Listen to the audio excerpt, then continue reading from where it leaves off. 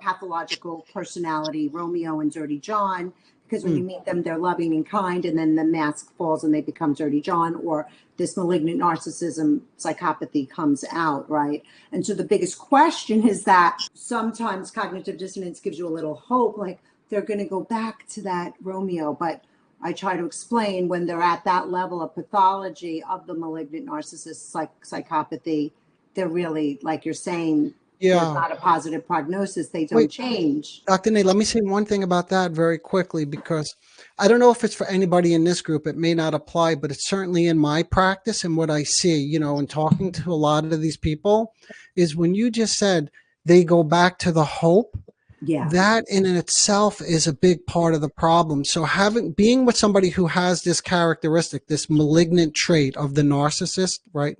Narcissistic cluster, is a big part of the problem. But the other part of the problem, believe it or not, is the hope that they could change. And there's a whole theory on this that's dating back like to the 1970s, but it's called a shared unconscious fantasy. And that's oftentimes what keeps people trapped in these relationships. It's not that they love the person. They think they love the person.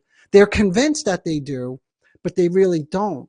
They love what they think or hope that that person will offer to them. Because oftentimes, and again, this is only in people, again, not in this room, I don't know, but people who are really struggling to move forward in life and put this behind them and really mourn a loss and move forward. Because oftentimes what I hear when I talk to people is they leave this kind of relationship. They finally muster up the courage to get out, and it's wonderful. And then they say to me, but then I ended up in another abusive relationship.